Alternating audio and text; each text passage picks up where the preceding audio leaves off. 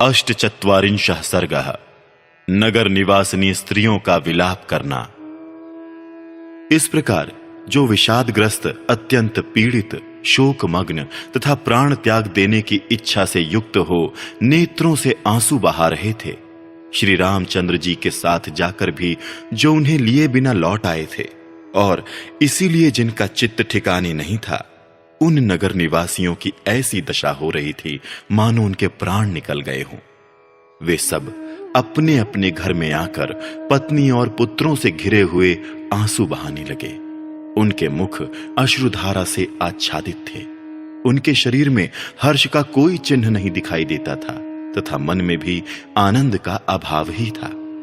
वैश्यों ने अपनी दुकानें नहीं खोली। क्रय विक्रय की वस्तुएं बाजारों में फैलाई जाने पर भी उनकी शोभा नहीं हुई। उन्हें लेने के लिए कोई ग्राहक नहीं आए। उस दिन गृहस्थों के घर में चूल्हे नहीं जले, रसोई नहीं बनी। खोई हुई वस्तु मिल जाने पर भी किसी को प्रसन्नता नहीं हुई। विपुल धन राशि प्राप्त हो जाने पर भी किसी ने उसका अभिनंदन नहीं किया। जिसने प्रथम बार पुत्र को जन्म दिया था, वो माता भी आनंदित नहीं हुई। प्रत्येक घर की स्त्रियां अपने पतियों को श्री राम के बिना ही लौटकर आए देख रो पड़ी और दुख से आतुर हो कठोर वचनों द्वारा उन्हें कोसने लगी, मानो महावत अंकुशों से हाथियों को मार रहे हों। वे बोली, जो लोग श्री राम को नहीं देखते, उन्हें घर द्वार, स्त्री पुत्र, धन दौलत और सुख भोगों से क्या प्रयोजन है। संसार में एकमात्र लक्ष्मण ही सत्पुरुष हैं जो सीता के साथ श्री राम की सेवा करने के लिए उनके पीछे पीछे वन में जा रहे हैं। उन नदियों, कमल मंडित बावड़ियों तथा सरोवरों ने अवश्य ही बहुत पुण्य किया होगा, जिनके पवित्र जल में स्नान करके श्री रामचंद्र जी आगे जाएंगे। जिनमें रमणीय वृक्षावलियां शोभा पाती हैं, वे सुंदर वन श्रेणियां, बड़े कछार वाली नदियां और शिखरों से संपन्न पर्वत श्री राम की शोभा बढ़ाएंगे। श्री राम जिस वन अथवा पर्वत पर जाएंगे, वहां उन्हें अपने प्रिय अतिथि की भांति आया हुआ देख वे वन और पर्वत उनकी पूजा किए बिना नहीं रह सकेंगे। विचित्र फूलों के मुकुट पहने और बहुत सी मंजरियां धारण किए भ्रमरों से सुशोभित वृक्ष वन में श्री रामचंद्र जी को अपनी शोभा दिखाएंगे। वहां के पर्वत अपने यहां पधारे हुए श्री राम को अत्यंत आदर के कारण असमय में भी उत्तम उत्तम फूल और फल दिखाएंगे। वे पर्वत बारंबार नाना प्रकार के विचित्र झरने दिखाते हुए श्री राम के लिए निर्मल जल के स्रोत बहाएंगे। पर्वत शिखरों पर लहलहाते हुए वृक्ष श्री रघुनाथ जी का मनोरंजन करेंगे।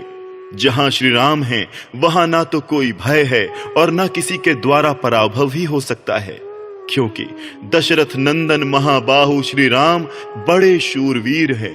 अतः जब तक वे हम लोगों से बहुत दूर नहीं निकल जाते, इसके पहले ही हमें उनके पास पहुंचकर पीछे लग जाना चाहिए। उनके जैसे महात्मा एवं स्वामी के चरणों की छाया ही हमारे लिए परम सुखद है। वे ही हमारे रक्षक, गति और परम आश्रय हैं। हम स्त्रियां सीता जी की सेवा करेंगी और तुम सब लोग श्री रघुनाथ जी की सेवा में लगे रहना। इस प्रकार पूर्ववासियों की स्त्रियां दुख से आतुर हो अपने पतियों से ये बातें कहने लगी।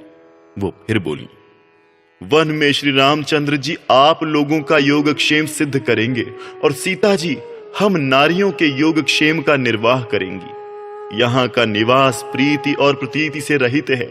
यहाँ के सब लोग श्री राम के लिए उत्कंठित रहते हैं। किसी को यहाँ का रहना अच्छा नहीं लगता तथा यहाँ रहने से मन अपनी सुध बुध खो बैठता है। भला ऐसे निवास से किसको प्रसन्नता होगी। यदि इस राज्य पर कैकेयी का अधिकार हो गया तो ये अनाथ सा हो जाएगा। इसमें धर्म की मर्यादा नहीं रहने पाएगी। ऐसे राज्य में तो हमें जीवित रहने की ही इच्छा नहीं होती। फिर यहाँ धन और पुत्रों से क्या लेना है। जिसने राज्य वैभव के लिए अपने पुत्र और पति को त्याग दिया, वो कुल कलंकिनी कैकेयी दूसरे किसका त्याग नहीं करेगी। हम अपने पुत्रों की शपथ खाकर कहती हैं कि जब तक कैकेयी जीवित रहेगी, तब तक हम जीते जी कभी उसके राज्य में नहीं रह सकेंगी। भले ही यहां हमारा पालन पोषण होता रहे, फिर भी हम यहां रहना नहीं चाहेंगी। जिस निर्दय स्वभाव वाली नारी ने महाराज के पुत्र को राज्य से बाहर निकलवा दिया है, उस अधर्म परायणा दुराचारिणी कैकेयी के अधिकार में रहकर कौन सुखपूर्वक जीवन व्यतीत कर सकता है। कैकेयी के कारण ये सारा राज्य अनाथ एवं यज्ञ रहित होकर उपद्रव का केंद्र बन गया है। अतः एक दिन सबका विनाश हो जाएगा।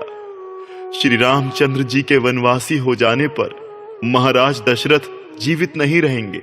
साथ ही ये भी स्पष्ट है कि राजा दशरथ की मृत्यु के पश्चात इस राज्य का लोप हो जाएगा।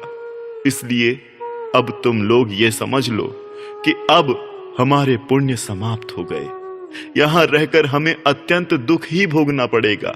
ऐसी दशा में या तो जहर घोलकर पी जाओ या श्री राम का अनुसरण करो, अथवा किसी ऐसे देश में चले जाओ जहां कैकेयी का नाम भी न सुनाई पड़े। झूठे वर की कल्पना करके पत्नी और लक्ष्मण के साथ श्री राम को देश निकाला दे दिया गया और हमें भरत के साथ बांध दिया गया। अब हमारी दशा कसाई के घर बंधे हुए पशुओं के समान हो गई है। लक्ष्मण के ज्येष्ठ भ्राता श्री राम का मुख पूर्ण चंद्रमा के समान मनोहर है। उनके शरीर की कांति श्याम, गले की हंसली मान से ढकी हुई, भुजाएं घुटनों तक लंबी और नेत्र कमल के समान सुंदर है। वे सामने आने पर पहले ही बातचीत छेड़ते हैं तथा मीठे और सत्य वचन बोलते हैं। श्री राम शत्रुओं का दमन करने वाले और महान बलवान हैं। समस्त जगत के लिए सौम्य हैं। उनका दर्शन चंद्रमा के समान प्यारा है। निश्चय ही मत वाले गजराज के समान पराक्रमी पुरुष सिंह महारथी श्री राम भूतल पर विचरते हुए वनस्थलियों की शोभा बढ़ाएंगे।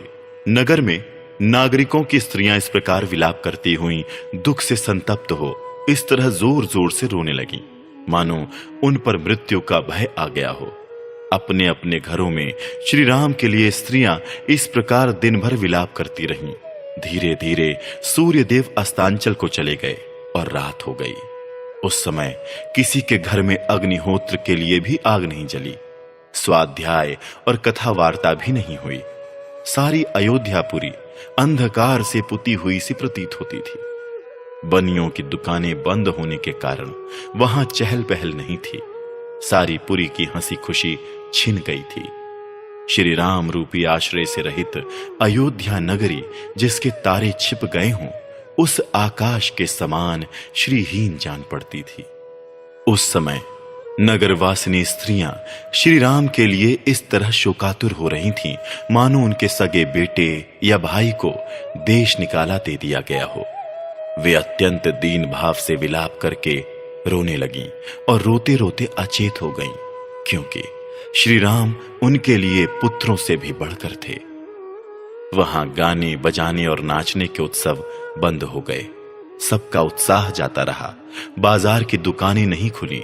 इन सब कारणों से उस समय अयोध्या नगरी जलहीन समुद्र के समान सूनसान लग रही थी। इस प्रकार श्री वाल्मीकि निर्मित आर्ष रामायण आदि काव्य के अयोध्या कांड में 48वां सर्ग पूरा हुआ।